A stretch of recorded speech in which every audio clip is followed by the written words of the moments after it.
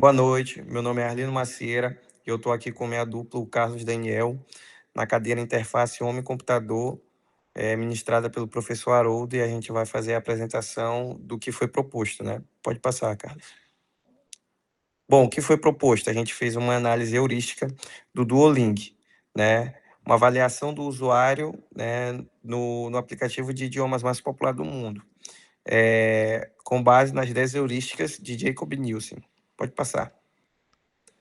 O que é o Duolingo, né? Antes de a gente chegar e falar assim, vamos apresentar as heurísticas, a gente tem que entender o que é o Duolingo. O Duolingo é uma plataforma digital voltada para o ensinamento de idiomas através da metodologia gamificada, que utiliza elementos visuais como recompensas, metas diárias e pontuações e desafios, né?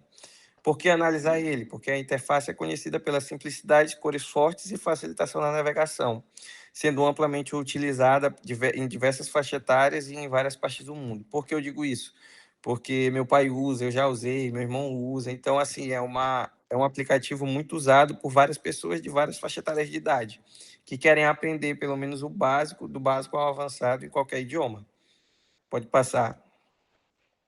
Bom, a gente chega na primeira heurística, que é a visibilidade de status do sistema. O Duolingo apresenta uma constante informação sobre o progresso do usuário, garantindo que ele saiba exatamente o que está acontecendo na plataforma. Como a gente pode ver ao lado aqui, a barra de progresso diária, das lições diárias. A pessoa ela fez a lição do primeiro até o 10º dia, então ele recebeu ali um contador stack com uma sequência de 847 dias seguidos, ou seja, ele fez 847 dias seguidos da lição diária dele, né? E isso é legal, porque a pessoa tem um feedback imediato, né? Mostra a mensagem, foi perfeito, melhorou, está tendo melhoras, e aí vai ficando mais desafiador com o tempo. Pode passar. Bom, na segunda heurística, que é a correspondência com o mundo real, e a terceira, que é o controle do usuário, como é que ela se encaixa dentro do aplicativo? A correspondência com o mundo real, o aplicativo usa a linguagem simples e amigável com frases de simulação de situações reais, de conversas descritas em lugares ou ações do dia a dia. Como a gente pode ver aqui ao lado, está em francês e aí a pessoa está botando uma sequência, né, sobre o que ela vai fazer no dia, né? Como é que a gente tem esse controle do usuário, né? O Duolingo ele oferece uma navegação simples e intuitiva, com botões posicionados que permitem avançar ou sair ou retomar o exercício, como a gente tem ali o xizinho no canto da tela. Quando a gente erra, também vai aparecer, tipo assim, você errou, quer tentar novamente, quer passar, ele ajuda. Então, assim, é um aplicativo bem interativo com o usuário que traz muito do mundo real, porque ele vai te botar em situações como ele vai pedir para você escrever um texto de como eu peço um carro, um táxi, como é que eu falo com uma pessoa, dou um oi, tudo bem, como é que eu peço uma xícara de chá ou café. Então, tudo isso corresponde ao mundo real e o usuário tem controle a qualquer momento de fazer a atividade agora ou sair e voltar a fazer novamente. Pode passar. Bom, na quarta heurística, a gente tem a consistência de padrões. A interface do Duolingo mantém um padrão consistente em praticamente todas as telas. O aplicativo ele apresenta cores fortes e botões e ícones grandes que elementos que seguem uma identidade visual. A identidade visual forte, como é que a gente pode ver aqui na tela, a pessoa está aprendendo francês, então ela é azul.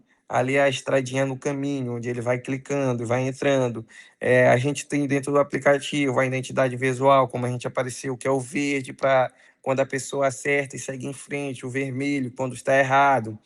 Bom, as estruturas dos exercícios, eles são separados, permitido que a pessoa consiga ter uma curva de aprendizado, porque já que ele começa do básico, vai até o mais avançado. Um ponto de atenção, as telas promocionais e animações podem quebrar parcialmente esse padrão, né? Se você estiver usando o gratuito, não estiver utilizando o pago, às vezes aparece uma animação ou outra. Mas isso acontece na maioria dos aplicativos gratuitos. Pode passar.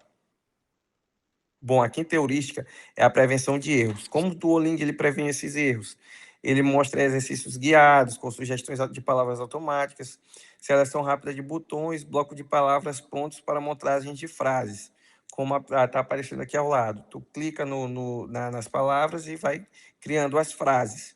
Ah, se a pessoa erra isso, o que que ele faz? Ele te dá uma segunda chance, ele vai te ajudando, ele vai dando a primeira palavra, a segunda palavra, até a pessoa aprender isso.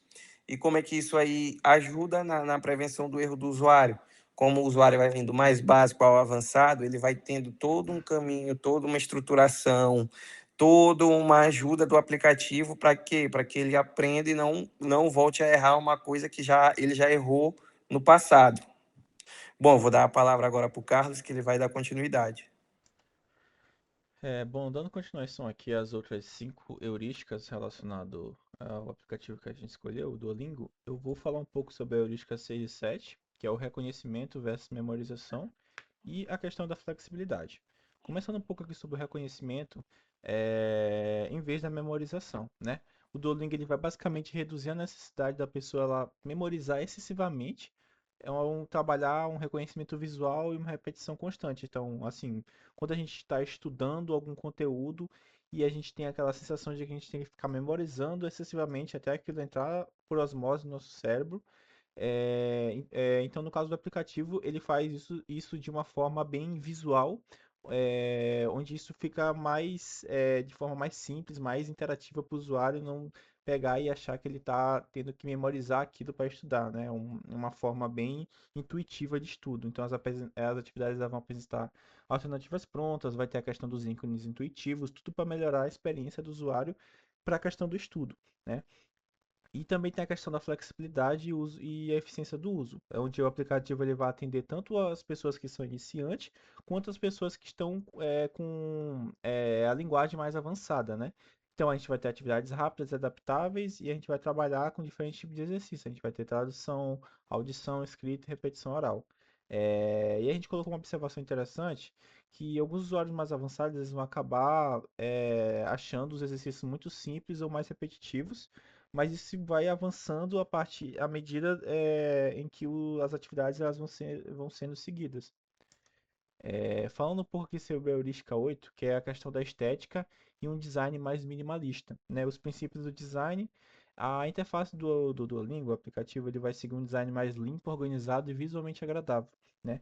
As telas vão apresentar poucos elementos, direcionando a atenção do usuário para a atividade principal, que isso faz um link até com a o nosso último trabalho que a gente apresentou, que a gente acabou falando um pouco também no caso da Netflix, por exemplo, onde a gente vê que esses aplicativos, esses softwares, cada vez mais, eles trabalham em telas minimalistas e também na questão do usuário chegar ao destino final bem mais fácil, né? Então, é comprovado com dados, né, e experiência do cliente que uma tela mais poluída vai fazer com que o usuário tenha menos vontade de usar o seu aplicativo, de usar o seu site, também porque ele vai ter mais dificuldade para chegar onde ele quer, naquele produto final. E aí, na prática, o foco vai permanecer centralizado na atividade e vai reduzir distrações, né? Até porque a gente está falando de um aplicativo de estudo. Então, quanto mais clean, menos distração a gente vai ter e menos distrações a gente vai absorver melhor o conteúdo que a gente está aprendendo, né? Em alguns momentos, o excesso de animações e efeitos visuais ele pode gerar uma certa poluição visuais para alguns usuários. Então, isso depende muito do usuário. Até porque mesmo tendo um design muito clean, a gente vai ter as animações que ajudam no estudo, alguns usuários vão acabar achando isso um pouco de poluição visual, né?